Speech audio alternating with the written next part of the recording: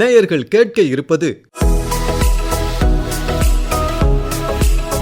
தேசிய கல்விக் கொள்கை அறிமுகம் செய்யப்பட்டு 5 ஆண்டுகள் நிறைவு பெற்றதையொட்டிய சிறப்பு நிகழ்ச்சி. இன்றைய நிகழ்ச்சியில் தேசிய கல்விக் கொள்கையின் சிறப்பம்சங்கள் குறித்து கூறுகிறார் புதுச்சேரி தாகூர் அரசு கலைக்கல்லூரியின் முன்னாள் முதல்வர் டாக்டர் EM ராஜன். தேசிய கல்விக் கொள்கை அறிமுகம் செய்யப்பட்டு இன்றுடன் 5 ஆண்டுகள் நிறைவடைந்துள்ளன. இந்தியாவின் பள்ளிகளை கற்பது, மனப்பாடம் செய்வது மற்றும் மதிப்பெண் பெறுவதற்கான இடங்கள் என்ற நிலையிலிருந்து உன்னதமான இடங்களாக மாற்றுவதே தேசிய கல்விக் கொள்கை 2020 முக்கிய அம்சமாக இருக்கிறது. அந்த வகையில் தேசிய கல்விக் கொள்கை இந்தியாவின் கல்வித்தரத்தை உயர்த்துவதோடு மாணவர்களுக்கான பல்வேறு சிறப்பம்சங்களை உள்ளடக்கியதாக உள்ளது என கூறுகிறார் புதுச்சேரி தாகூர் அரசு கலைக்கல்லூரியின் முன்னாள் முதல்வர் டாக்டர் EM ராஜன். நேயர்களுக்கு வணக்கம்.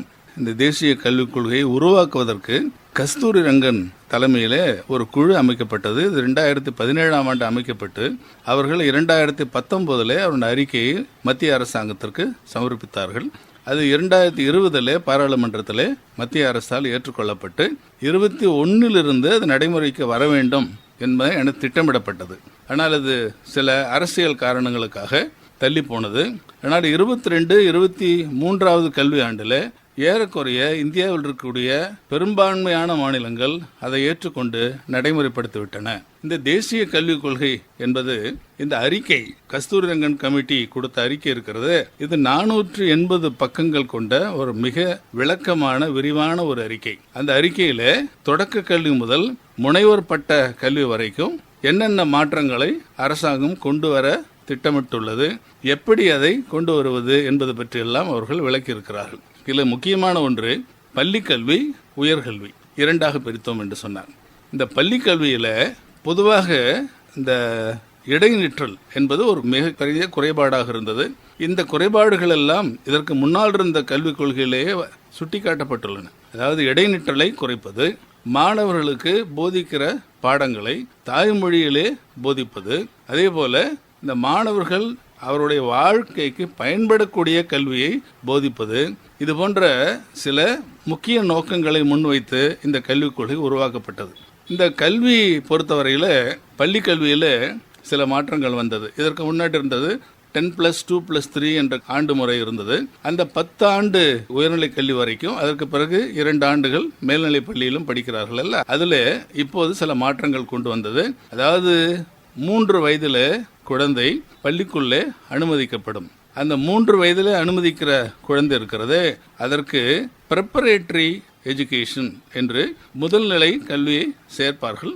3 ஆண்டுகள் அந்த கல்வியிலே அந்த குழந்தை படிக்கும். 6 வயதை நிறைவு செய்கிற போதுதான் 1ஆம் வகுப்புக்கு அனுமதிக்கப்படும். இதுவரைக்கும் 5 ஆண்டுகள் முடித்த பிள்ளைகள் எல்லாம் 1ஆம் வகுப்பிலே சேர்ந்தார்கள். ஆனால் தேசிய கல்விக் கொள்கை நடைமுறைப்படுத்தப்பட்ட மாநிலங்களில் எல்லாம் 6 வயதை முடித்த பிள்ளைகள் மட்டும்தான் பள்ளிகளே சேர்த்துக் கொள்ளப்படுவார்கள். அதற்கு பிறகு அவர்கள் 12 ஆண்டுகள் படிப்பார்கள். எனவே 17 வயதில் மேல்நிலை பள்ளியை முடித்த மாணவர்கள் அனைவரும் புதிய கல்விக் கொள்கையின் அடிப்படையில் 18 வயது நிறைவு செய்கிற போதுதான் மேல்நிலை பள்ளியை முடிப்பார்கள்.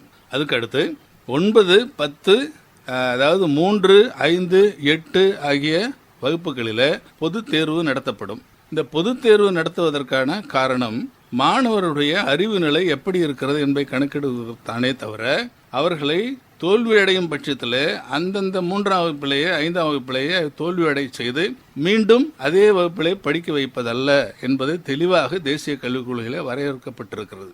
இந்த 8ஆம் வகுப்பு வரைக்கும் ஆல் பாஸ் என்கிற ஒரு திட்டம் ஏற்கனவே நடைமுறைப்படுத்தப்பட்டது. இதில் 9ஆம் வகுப்பு நுழைகிற போது அரிச்சுவடி கூட தெரியாத மாணவர்கள் எல்லோரும் 9ஆம் வகுப்பு நுழைந்து விடுகிறார்கள் என்பது நாடு முழுக்க இது நிறுவனமான காரணத்தினால அந்த ஆல் பாஸ் என்கிற திட்டத்தை நடைமுறைப்படுத்தக்கூடாது என்பது தெளிவாக இந்த கல்விக் கொள்கையிலே சொல்லப்பட்டிருக்கிறது. அதே போல 9, 10, 11, 12 இந்த 4 ஆண்டுகள் 8 செமஸ்டர்களாக பிரிக்கப்பட்டு இந்த 8 செமஸ்டர்கள் ஒவ்வொரு செமஸ்டருக்கும் ஒரு தேர்வு நடக்கும். இந்த செமஸ்டர் முறை இதுவரைக்கும் கல்லூரிகளில் மட்டும்தான் இருந்தது.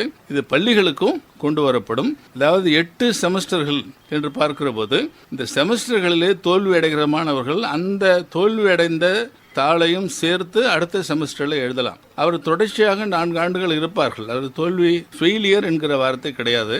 12ஆம் வகுப்பு முடிக்கிற போது இந்த மாணவனுடைய கல்வி அடக்கம் இருக்கிறது, என்னுடைய கண்டென்ட் இருக்கிறது, இதில் மிகப்பெரிய மாற்றம் இருக்கும். அந்த கல்வி போதனா முறையிலே மிகப்பெரிய மாற்றம் இருக்கும். ஏனென்றால் அது தாய்மொழியிலே கற்பிக்கப்பட வேண்டும் என்பது கல்விக் கொள்கையினுடைய நோக்கம். இரண்டாவது, வாழ்க்கைக்கு பயன்படுகிற கல்வியை தர வேண்டும். அதற்கேற்றவாறு பாடத்திட்டங்களை மாற்றம் செய்ய வேண்டும் என்பது தேசிய கல்வியை வரையறுத்து சொல்லப்பட்டிருக்கிறது. அதேபோல் உயர்கல்வித்துறையிலே பாலிடெக்னிக் கல்லூரிகள் இது போன்ற பல்கலைக்கழகங்கள் எல்லாம் இருக்கிறது. இவையெல்லாம் ஒவ்வொரு பல்கலைக்கழகமும் ஒவ்வொரு கல்லூரியும் ஒவ்வொரு பாலிடெக்னிக்கும் அவர்களுக்கு ஏற்ற மாதிரி மாநிலத்துக்கு ஏற்ற மாதிரி சில கல்வி முறையை பாடத்திட்டத்தை சிலபஸ் வைத்திருக்கிறார்கள்.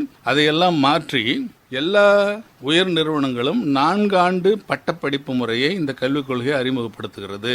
இதிலே ஒரு மிகப்பெரிய பயன் என்ன என்று சொன்னால், இந்த 4 ஆண்டுகள் ஒரு மாணவனோ மாணவியோ படிக்கிற போது இடையிலே கல்வியை தொடர முடியாத ஒரு சூழல் அந்த மாணவனுக்கோ மாணவிக்கோ வந்தது என்று சொன்னால், அவர்கள் முதல் ஆண்டு 2ஆம் ஆண்டு 3ஆம் ஆண்டுல கல்லூரிக்கு செல்லாமல் நின்று விடலாம். ஆனால் எப்போது வேண்டுமானாலும் மீண்டும் அவர் முதல் ஆண்டு முடித்து வெளியிலே போனவர் 2ஆம் ஆண்டுல எப்போது வேண்டுமானாலும் சேரலாம் என்கிற ஒரு நல்ல வழக்கத்தை இங்கு வைத்திருக்கிறார்கள். முதுநிலை என்று சொல்லக்கூடிய MA, MCOM, MSc படிக்காமலே நேரடியாக முனைவர் பட்ட படிப்புக்கு சேர்ந்து விடலாம், பல்கலைக்கழகத்தில் சேரலாம். இது பழங்காலத்தில் இருந்த ஹானர்ஸ் படிப்புக்கு சமமாக கருதப்படுகிறது. அப்போதெல்லாம் BA honours, BSc honours, BCom honours என்று இருந்தது. அதுபோல இந்த 4 ஆண்டு படிப்பு முடிக்கிறவர்கள் நேரடியாக முனைவர் பட்டத்திலே சேர்ந்து அந்த 3-4 ஆண்டுகள் கல்வியை மேற்கொண்டு முனைவர் பட்டத்தை பெற்றுக்கொள்ளலாம். தேசிய கல்விக் கொள்கையில நோக்கம் என்ன என்று சொன்னா, இந்த நாட்டில் இருக்கக்கூடிய 35க்கும் மேற்பட்ட யூனியன் பிரதேசங்களும் மாநிலங்களும் ஒரே மாதிரியான கல்வி நிலையை பெற வேண்டும். எந்த மாணவன் எங்கு படித்து இடை நின்று போனாலும் எந்த மாநிலத்தில் வேண்டுமானாலும் போய் அவனை 2ஆம் ஆண்டு 3ஆம் ஆண்டு படிப்பை தொடரலாம் என்கிற ஒரு வாய்ப்பை இந்த கல்விக் கொள்கை உருவாக்கி தருகிறது. அதே போல இந்த பேக்லெஸ் டே என்று பள்ளிக்கூடத்தில் அறிமுகம் செய்தார்கள். மாசத்துல ஒரு நாள் பையில்லாமல் இந்த பிள்ளைகள் எல்லாம் பள்ளிக்கூடத்துக்கு செல்ல வேண்டும். பையில்லாமல் இந்த பிள்ளைகளுக்கு என்னென்ன சொல்லித்தர வேண்டுமோ அதை சொல்லித்தர வேண்டும் என்றும் இந்த கல்விக் கொள்கையிலே வரையறுக்கப்பட்டிருக்கிறது. அதே போல தாய்மொழி கல்வி என்பதை 8ஆம் வகுப்பு வரைக்கும் கட்டாயமாக எல்லா பாடங்களும், கணிதமாக இருந்தாலும் சமூகவியலாக இருந்தாலும் விஞ்ஞானமாக இருந்தாலும் எல்லாம் தாய்மொழியிலே போதிக்கப்பட வேண்டும் என்று இந்த கல்விக் கொள்கையிலே தெளிவாக சொல்லப்பட்டிருக்கிறது. ஆனால் 8ஆம் வகுப்புக்கு மேல மாணவர்கள் விரும்பினால் ஆங்கில கல்விக்கு மாறிக்கொள்ளலாம். ஆனால் யதார்த்தம் என்ன என்று சொன்னால், 8ஆம் வகுப்பு வரை தமிழ் மீடியத்தில் படிக்கிற ஒருவன் 9ஆம் வகுப்புல போய் ஆங்கில மீடியத்தில் சேருகிறாயா என்று கேட்டால் வேண்டாம் என்று சொல்லுவான். எனவே தாய்மொழி கல்வி தொடர்வதற்கு வாய்ப்பை இந்த கல்விக் கொள்கை மறைமுகமாக தருகிறது. அதே போல மாணவர்களுக்கு வித்தியாசமான பாடங்களை அறிமுகம் செய்வது, சுற்றுச்சூழல், அதே போல விண்வெளி ஆய்வு போன்றவற்றை எல்லாம் ஒரு கலை துறையில படிக்கக்கூடிய எக்கனாமிக்ஸ், ஹிஸ்டரி படிக்கிற மாணவர்கள் கூட படிப்பதற்கு வாய்ப்பை இந்த கல்விக் கொள்கை உருவாக்கி தருகிறது. இந்த கல்விக் கொள்கைக்கு எதிர்ப்பு என்று ஒரு குரல் கேட்கிறது. முக்கியமாக தமிழ்நாடு போன்ற மாநிலங்களிலே இதற்கு எதிர்ப்பு இருக்கிறது. அதற்கு இந்தியை இந்த கல்விக் கொள்கை திணிக்கிறது என்கிற குற்றச்சாட்டு அடிப்படையிலேயே முழுக்க தவறான குற்றச்சாட்டாகும். ஏனென்றால் 480 பக்கங்கள் உள்ள தேசிய கல்விக் கொள்கை அறிக்கையில இந்தி என்கிற ஒரு சொல் எங்குமே குறிப்பிடப்படவில்லை. அங்கு குறிப்பிடப்பட்டுள்ளது தமிழ், சான்ஸ்கிரிட் என்ற 2 மொழிகளை குறிப்பிட்டிருக்கிறார்கள். அதில் இந்தியாவில் இருக்கிற அத்துணை மாணவர்களும் தமிழையும் சமஸ்கிருதமும் படிக்க வேண்டும் என்று குறிப்பிட்டிருக்கிறார்களே தவிர இந்தி படிக்க வேண்டும் அவர்கள் எங்கும் சொல்லவில்லை. தாய்மொழியிலே படிக்க வேண்டும் என்றுதான் அந்த தேசிய கல்விக் கொள்கை சொல்கிறது, வலியுறுத்துகிறது. இப்போ இந்தியாவில் இருக்கிற மாணவர்கள் வெளிநாடுகளுக்கு ஏன் படிக்க செல்கிறார்கள் என்ற ஒரு கேள்வி நமக்கெல்லாம் இருக்கு. பல லட்சம், பல கோடி செலவு செய்து அமெரிக்கா, இங்கிலாந்து போன்ற நாடுகளுக்கு படிக்க போறாங்க. அதனால தேசிய கல்விக் கொள்கை என்ன பண்ணது அதுக்கு?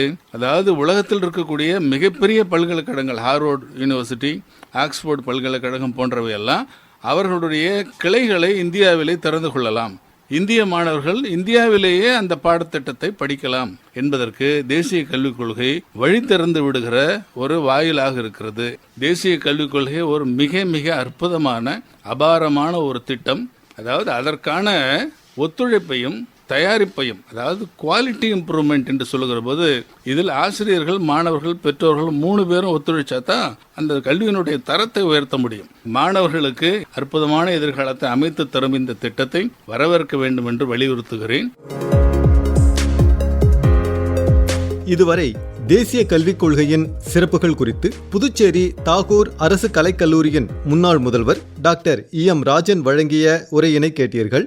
இனி தேசிய கல்விக் கொள்கையில் இடம்பெற்றுள்ள அகாடமிக் பேங்க் ஆஃப் கிரெடிட் எனப்படும் ABC குறித்து கூறுகிறார் புதுச்சேரி பல்கலைக்கழகத்தின் இதழியல் துறையைச் சேர்ந்த மாணவி கௌசல்யா. இது ஒரு டிஜிட்டல் பிளாட்ஃபார்ம் இந்தியன் கவர்மெண்ட்னால கிரியேட் பண்ணது. இது எதுக்காகனா அக்ராஸ் டிஃப்ரெண்ட் இன்ஸ்டிடியூஷனில் ஸ்டூடெண்ட் கிரெடிட்ஸை ஸ்டோர் பண்ணி வைக்கிறதுக்காக. இதனால நிறைய ஸ்டூடெண்ட்ஸ்க்கு பெனிஃபிஷியல்ஸ் இருக்குது. ஸ்டூடெண்ட்ஸ் டிபார்ட்மெண்ட்டில் சாஃப்ட்கோ சூஸ் பண்ணி கிரெடிட்ஸ் கம்ப்ளீட் பண்ணணும். ஸோ மற்ற டிபார்ட்மெண்ட்டில் நேரடியாக போயிட்டு பண்ண முடியாமல் இருந்தாலும் சரி, ஸ்வயம்னா நம்ம ஆன்லைனில் கோர்ஸ் சூஸ் பண்ணி அதை கம்ப்ளீட் பண்ணோன்னா நம்மளோட ABC அக்கௌண்ட்டில் கிரெடிட்ஸ் ஆட் ஆகிடும். ஸோ நம்மளுக்கு இந்த கிரெடிட்ஸ் லைஃப் டைமுக்கு இருக்கும். நாட் ஒன்லி இன் யூனிவர்சிட்டி, நம்ம ரெஸ்யூமில் கூட ஆட் பண்ணிக்கலாம். அப்புறம் ஃபர்ஸ்ட்லாம் ஸ்டூடெண்ட்ஸ் கோர்ஸ் டிஸ்கண்டினியூ பண்ணிவிட்டு போயிட்டாங்கன்னா இந்த இயர்க்குள்ளே தான் கோர்ஸ் கம்ப்ளீட் பண்ணணுன்ட்டு ரூல்ஸ் இருந்துச்சு. பட் இப்போது ABCO வந்த உடனே நம்ம எப்போ வேணாலும் இந்த கோர்ஸை கண்டினியூ பண்ணிக்கலாம், கம்ப்ளீட் பண்ணிக்கலாம். சேம் யூனிவர்சிட்டியில் தான் பண்ணணும்னு இல்லை, டிஃப்ரெண்ட் யூனிவர்சிட்டிலையும் நம்ம இதை கண்டினியூ பண்ணிக்கலாம். இந்த மாதிரி நிறைய பெனிஃபிட்ஸ் இந்த ABC அக்கௌண்ட் க்ரியேட் பண்ணதுனால இருக்குது. இதுவரை தேசிய கல்விக் கொள்கை அறிமுகம் செய்யப்பட்டு 5 ஆண்டுகள் நிறைவு பெற்றதையொட்டிய சிறப்பு நிகழ்ச்சி கேட்டீர்கள். நிகழ்ச்சி அமைப்பு பிபின் எஸ்நாத், அமைப்பில் உதவி B இளஞ்செழியன்,